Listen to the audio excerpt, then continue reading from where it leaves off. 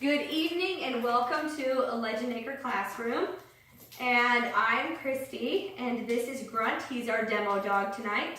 And so he is our boxer terrorist and he is going to demo how to do down on command. So the first thing that we need to go over with down on command is that when we ask for a down, we need to be fair. Okay, which means we're going to do it from a transition of a sit, because if I ask you to lay down right now, would you just fall over right where you were at? No, you would definitely transition to get into a down. Okay, and so we're going to ask Grunt to do the same. Grunt, sit. Good boy. Grunt, down. Good boy. Okay, and now he's very quick at doing that, but what I want you to pay attention to is the communication of what I'm doing. So it's grunt, sit, reward, grunt, down, reward, okay? So grunt only has a 3 to 5 second attention span. So what I'm doing is I'm building out that attention span with his name, and then the command, and then the reward, and then his name, and then the command, and then the reward. And so the communication in this command is much more important than the fact that they can actually put their butts on the ground in a sit or put their bellies on the ground for a down command. So it's all about extending everything out. Now here's the other side to this coin too. If I'm stacking down with sit and I always stack sit and then down, what's going to happen when I want my dog to sit? They're going to just automatically lay down. And that is not what we want to create with this command in stacking. The stacking is building on their threshold, but it's also on command, so it's getting them to listen to what we're asking for. So when we practice this, we're going to do half and half. Thank you. Grunt with me. Grunt, sit. Good boy. Grunt with me. Oh, too big of a cookie. Grunt, sit. Grunt, down. Good boy. Okay, and now as soon as Grunt did his down, he jumped up. And is there anything wrong with that? No. He has completed the command. So here's what happens. When you say their name, you give them a command, and then you now give the reward, they can basically throw their hands up in the air and say, done, and walk away. Because the task has been completed. Okay, there is nothing saying that they have to pause or wait in that command for anything else. But the more that you practice this, you'll find that your dog is pausing and waiting for a little bit more direction.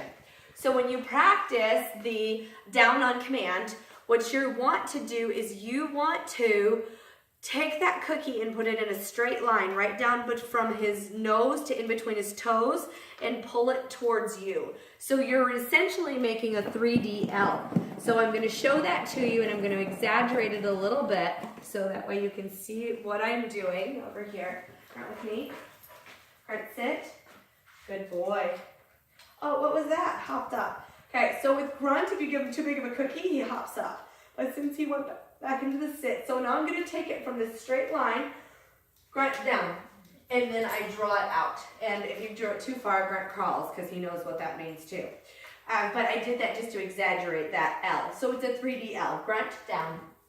Good boy. Good boy. And so I want him to scrunch up and then stretch out flat to get the cookie, not get up to come get the cookie. Because if I do this, Grunt, sit. Good boy. And then I say Grunt, down. What happened? Grunt got up to come to my cookie. I was definitely not within his space of his threshold and his ability to be able to accomplish that command. Thank you for being a good sport. And so the same thing happens. And sometimes that happens even when you're within that bubble. But if you bring that reward out too far, then what happens is that they get up to come to you, okay? And here's the thing. If your dog doesn't get down on command right away, it's really okay. Okay, there's nothing saying that you have to have down completed right now in your training phase before you can move on to something else. We want them to problem solve it and to figure out the down instead of doing the physical cues of having to touch them. Because if we practice touching them, we're always going to have to touch them. Okay, and what we want them to do is we want them to respond to us verbally and not to having to do a physical touch. And so again, when you practice this, you're going to do 50-50. So you're going to ask for some sit, then you're going to ask for a sit and a down, then you're going to ask for a sit and a down. And so the way that I like to practice this, just so that it's an exercise in listening and what I want them to do, is that I also alternate in some of my cognition exercises as well into this. So if we were going to be doing a practice session, I would say, grunt with me, grunt touch. Good boy. Grunt with me. Grunt sit. Good boy. Grunt with me. Grunt sit. Good boy. Grunt down. Good boy. Good job. Good job. And so what I'm doing is I'm still stacking my sit with my down, but I'm not asking for a down every time that I ask for a sit. So that way he understands that they are still two separate tasks, even though the down is always stacked with the sit. Now, later, you will be able to, if you have a dog that likes to be an overachiever, can get them to do a down from a standing, but they have to offer it and present it themselves. That's not something that we're going to force or ask them to do, because that's not something that we would ask a person to do either.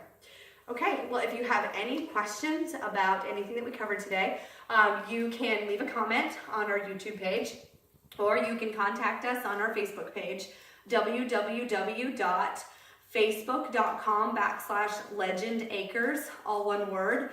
And you can also find us on our website, www.legendacresboarding.com. And again, today we had covered the down on command.